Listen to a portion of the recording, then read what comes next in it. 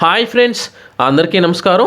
ఆంధ్రప్రదేశ్ ప్రభుత్వం ఈ నెల చివరాఖరులో అలాగే వచ్చే నెలలో అమలు చేయబోతున్న 4 పథకాలకు సంబంధించిన అప్డేట్ ఈ వీడియోలో నేను మీకు పూర్తి సమాచారం అయితే తెలియజేయడం జరుగుతుంది. వైఎస్ఆర్ ఆసరా పథకానికి సంబంధించిన 2వ విడత డబ్బులు ఎవరైతే డ్వాక్రా మహిళలు ఉన్నారో వారి యొక్క బ్యాంక్ ఖాతాకు వేయడం జరుగుతుంది. అలాగే వైఎస్ఆర్ చేయూత పథకం ద్వారా 18,750 రూపాయలు ఎవరికైతే వచ్చాయో వారికి సంబంధించిన కూడా ఒక అప్డేట్ అయితే రావడం జరిగింది. అలాగే వైఎస్ఆర్ రైతు భరోసా పథకానికి సంబంధించి ఈ సంవత్సరానికి సంబంధించిన 2వ విడత డబ్బులు రైతుల యొక్క బ్యాంక్ ఖాతాకు 2,000 అయితే వేయడం జరుగుతుంది. అయితే దీనికి సంబంధించి అర్హతలు మరొకసారి అయితే మారడం జరిగింది. అలాగే దీనికి సంబంధించిన వెరిఫికేషన్ కూడా అయితే చేయడం జరుగుతుంది. అలాగే జగనన్న చేదోడు పథకం ద్వారా ఎవరైతే రజకులు, టైలర్లు, నాయి బ్రాహ్మణులు ఉన్నారో వారికి సంబంధించి కూడా ఒక అప్డేట్ అయితే రావడం జరిగింది.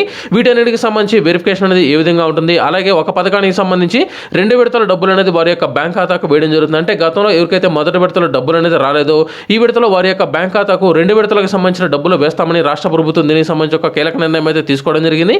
వీటన్నిటికి సంబంధించి ఈ వీడియోలో నేను మీకు పూర్తి సమాచారం అయితే తెలియజేయడం జరుగుతుంది. ఆంధ్రప్రదేశ్ ప్రభుత్వం నుంచి వచ్చే ప్రతి పథకానికి సంబంధించి ఎప్పటికప్పుడు లేటెస్ట్ అప్డేట్స్ మీ మొబైల్ ఫోన్కి రావాలి అంటే కింద కనిపిస్తున్న రెడ్ కలర్ సబ్స్క్రైబ్ బటన్ని క్లిక్ చేసి పక్కనే వచ్చిన బెల్ ఐకాన్ క్లిక్ చేయడం ద్వారా మనకు ఆల్ అనే ఒక ఆప్షన్ వస్తుంది. ఈ ఆప్షన్ని యాక్టివేట్ చేసిన వెంటనే వైరల్ వాసు యూట్యూబ్ ఛానల్ నుంచి వచ్చే ప్రతి వీడియో మీ మొబైల్ ఫోన్కి నోటిఫికేషన్లో రావడం జరుగుతుంది. అలాగే దయచేసి ఈ వీడియోను లైక్ చేయండి, అలాగే షేర్ చేయండి. ముందుగా రాష్ట్ర ప్రభుత్వం ఈ నెలలో అమలు చేయవలసిన పథకం కనుక చూసుకున్నట్లయితే వైఎస్ఆర్ ఆసరా పథకం. ఈ వైఎస్ఆర్ ఆసరా పథకానికి సంబంధించి 2019 ఏప్రిల్ 11వ తేదీ నాటికి బ్యాంకులో ఉన్న డ్వాక్రా రుణాల మొత్తాన్ని 4 విడతల్లో అందజేస్తామని ఎన్నికల్లో ముఖ్యమంత్రి జగన్మోహన్ రెడ్డి గారు అయితే తెలియజేయడం జరిగింది.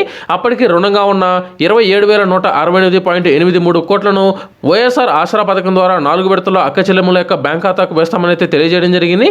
రాష్ట్ర వ్యాప్తంగా ఈ పథకానికి సంబంధించి 8 లక్షల డ్వాక్రా గ్రూపులు ఉండగా 6,318 కోట్ల ప్రభుత్వం ఆ యొక్క గ్రూపుల యొక్క బ్యాంక్ ఖాతాలకు అయితే వేయడం జరిగింది. ఇక 2వ విడతకు సంబంధించి 6,470.76 కోట్లను అక్క చెల్లెమ్మలకు అందజేయబోతున్నట్లు మంత్రివర్గం దీనికి సంబంధించి ఆమోదం అయితే తెలపడం జరిగింది. గడిచిన 2 సంవత్సరాల్లో ఒక వైఎస్ఆర్ ఆసరా పథకం ద్వారానే 12,788 కోట్లకు పైగా ప్రభుత్వం ఖర్చు చేసిందని, మొదటి విడతకు సంబంధించి అంటే వైఎస్ఆర్ ఆసరా పథకానికి సంబంధించి మొదటి విడతలో ఎవరికైతే వడ్డీ డబ్బులు అనేది రాలేదో వారికి ఈ విడతలో 2 విడతలకు సంబంధించిన డబ్బులు వేస్తామని రాష్ట్ర ప్రభుత్వం దీనికి సంబంధించి ఒక కీలక నిర్ణయం అయితే తీసుకోవడం జరిగింది. అంటే వైఎస్ఆర్ ఆసరా పథకం ద్వారా గతంలో ఎవరికైతే డబ్బులు అనేది రాలేదో ఆ విడతకి సంబంధించి అలాగే 2వ విడతకి సంబంధించిన డబ్బులను వారి యొక్క బ్యాంక్ ఖాతాకు ఒకేసారి వేస్తామని అయితే తెలియజేయడం జరిగింది. ఇక వైఎస్ఆర్ చేయూత పథకం విషయానికి కనుక వచ్చినట్లయితే గతంలో వైఎస్ఆర్ చేయూత పథకం ద్వారా ఎవరికైతే 18,750 రూపాయలు అనేది ఎవరికైతే వచ్చాయో అటువంటి వారందరికీ ఆవులు, గేదెలు, అలాగే మేకలు, గొర్రెల పంపిణీ త్వరలోనే చేపట్టబోతున్నట్లు దీనికి సంబంధించిన ఒక అప్డేట్ అయితే వేయడం జరిగింది. వైఎస్ఆర్ ఆసరా అలాగే వైఎస్ఆర్ చేయూత పథకానికి సంబంధించి మహిళల్లో అవగాహన అలాగే చైతన్యం కల్పించడానికి రానున్న 10 రోజుల పాటు ప్రత్యేక కార్యక్రమాలు నిర్వహించాలని రాష్ట్ర ప్రభుత్వం అయితే తెలియజేయడం జరిగింది. అలాగే వైఎస్ఆర్ ఆసరా అలాగే వైఎస్ఆర్ చేయూత పథకం ద్వారా లబ్ధిదారుల యొక్క బ్యాంక్ ఖాతాకు డబ్బులు అనేది జమ చేయడం జరుగుతుంది. కాబట్టి ఈ డబ్బులను బ్యాంక్ అధికారులు జమ చేసుకునే విధంగా కాకుండా అన్ఇన్కంబర్డ్ ఖాతాలో వేయాలని, 2వ విడత ఆసరా మొత్తంలో ప్రత్యేక కార్యక్రమాలు చేపట్టాలని రాష్ట్ర ప్రభుత్వం దీనికి సంబంధించిన ఒక అప్డేట్ అయితే విడుదల చేయడం జరిగింది. వైఎస్ఆర్ ఆసరా పథకానికి సంబంధించిన వడ్డీ డబ్బులు అనేది ఈ నెల చివరాఖరు లోపల అయితే వేయాల్సి ఉంది. అయితే తప్పనిసరిగా వైఎస్ఆర్ ఆసరా పథకం ద్వారా ఏవైతే డ్వాక్రా గ్రూపులు ఉన్నాయో ప్రతి గ్రూపులో లబ్ధిదారులు తప్పనిసరిగా ఈకేవైసీ నమోదు చేసుకోవాలని రాష్ట్ర ప్రభుత్వం గతంలో ఒక కండిషన్ అయితే పెట్టడం జరిగింది. ఎవరైతే ఈకేవైసీ అనేది చేసుకుని ఉన్నారో వారికి మాత్రమే ఈ విడతలో వడ్డీ డబ్బులు అనేది వేయడం జరుగుతుంది. ఎందుకంటే వైఎస్ఆర్ ఆసరా పథకానికి సంబంధించి డ్వాక్రా గ్రూపులోని లబ్ధిదారులు ఎవరైనా సరే మరణించారా లేకపోతే ఇంకా అదే గ్రూప్లో కొనసాగుతున్నారనే విషయాలు తెలుసుకోవడం కోసం తప్పనిసరిగా వారికి ఈకేవైసీ నమోదు చేయాలని గతంలో తెలియజేయడం జరిగింది. ఎవరికైతే ఈకేవైసీ అనేది అయిందో వారికి మాత్రమే ఈ విడతలో డబ్బులు అనేది వస్తాయని దీనికి సంబంధించిన ఒక అప్డేట్ అయితే రావడం జరిగింది. ఇక అక్టోబర్ నెలలో అమలు కాబోతున్న 2 పథకాల విషయానికి కనుక వచ్చినట్లయితే వైఎస్ఆర్ రైతు భరోసా 2వ విడత ఆర్థిక సహాయం 2వ విడత 5,500 రూపాయలు అనేది రైతుల యొక్క బ్యాంక్ ఖాతాకి అయితే వేయడం జరిగింది. ఇక 2వ విడత సాయం 2,000 రూపాయలు వచ్చే నెల 15వ తేదీన అంటే దసరా 15వ తేదీన వేయబోతున్నట్లు ఒక అప్డేట్ అయితే రావడం జరిగింది. దసరా కానుకగా రైతులకు వైఎస్ఆర్ రైతు భరోసా పథకం ద్వారా 2 విడతల సాయాన్ని అందించబోతున్నట్లు ఒక అప్డేట్ అయితే రావడం జరిగింది. వైఎస్ఆర్ రైతు భరోసా పథకానికి సంబంధించి ఈ విడతలో కూడా తప్పనిసరిగా వెరిఫికేషన్ అనేది ఉంటుంది. ఎందుకంటే తప్పనిసరిగా ప్రతి ఒక్క రైతు దీనికి సంబంధించి మరొకసారి వెరిఫికేషన్ అనేది చేసేదానికి అవకాశం ఉంది. ఎందుకంటే వైఎస్ఆర్ రైతు భరోసా పథకం ద్వారా అప్లై చేసుకున్న వ్యక్తి మరణించాడా, ఉన్నాడా, లేకపోతే దీనికి సంబంధించి వారికి అర్హత అనేది ఉందా, అంటే 6 స్టెప్ వెరిఫికేషన్ ద్వారా వీరికి అర్హత అనేది ఉందా అనేది విషయాల గురించి తప్పనిసరిగా మరొకసారి వెరిఫికేషన్ అనేది ప్రారంభించడం జరుగుతుంది. అలాగే గతంలో 3 కండిషన్లు అనేది పెట్టడం జరిగింది. గతంలో 6 స్టెప్ వెరిఫికేషన్ ద్వారా అర్హత పొందిన వారిలో ఎవరైనా సరే విద్యార్థులు అంటే జగనన్న అమ్మఒడి పథకం ద్వారా ఎవరైతే లబ్ధి పొందుతున్నారో అటువంటి వారందరికీ వైఎస్ఆర్ రైతు భరోసా పథకం అనేది తొలగించడం జరిగింది. ఎందుకంటే వైఎస్ఆర్ రైతు భరోసా పథకం పథకం అనేది కేవలం రైతులకు మాత్రమే వర్తింపచేయాలి కాబట్టి ఎవరైనా సరే రైతుల యొక్క పిల్లలు వారికి భూమి అనేది ఉండి వారి పిల్లలకు సంబంధించి రైతు భరోసా కనుక అప్లై అనేది చేసి ఉన్నట్లయితే అటువంటి వారందరినీ గతంలోనే తొలగించడం జరిగింది. ఈ విడతలో కూడా మరొకసారి వెరిఫికేషన్ అనేది ఉంటుంది.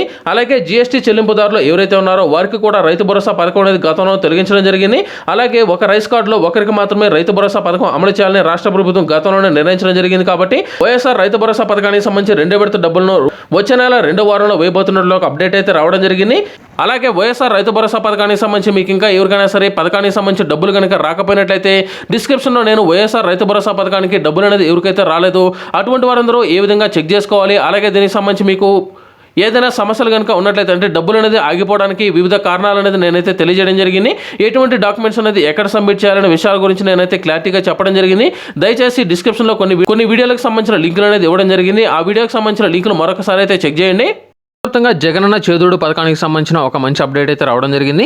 జగనన్న చేదోడు పథకం ద్వారా గత సంవత్సరం ఎవరైతే లబ్ధి పొందున్నారో అటువంటి వారందరికీ, అలాగే ఈ సంవత్సరం ఎవరైతే కొత్తగా అప్లై అనేది చేసుకుంటారో అటువంటి వారందరికీ అర్హత కనుక ఉన్నట్లయితే అటువంటి వారందరికీ అక్టోబర్ నెలలో 10,000 రూపాయల ఆర్థిక సహాయం అనేది చేయడం జరుగుతుంది. గత సంవత్సరం ఎవరికైతే 10,000 రూపాయలు అనేది వచ్చుంటాయో అటువంటి వారందరికీ మరొకసారి వెరిఫికేషన్ అనేది చేయడం జరుగుతుంది. దీనికి సంబంధించి జగనన్న చేదోడు పథకం ద్వారా నాయి బ్రాహ్మణులు, రజకులు, దర్జీలు ఎవరైతే ఉన్నారో అటువంటి వారందరికీ జగనన్న చేదోడు పథకం ద్వారా 10,000 రూపాయల ఆర్థిక సహాయం అనేది చేయడం జరుగుతుంది. తప్పనిసరిగా నాయి బ్రాహ్మణులు, అలాగే రజకులు, కులవృత్తులు చేసుకున్న వారికి మాత్రమే 10,000 రూపాయలు అనేది అందజేయడం జరుగుతుంది.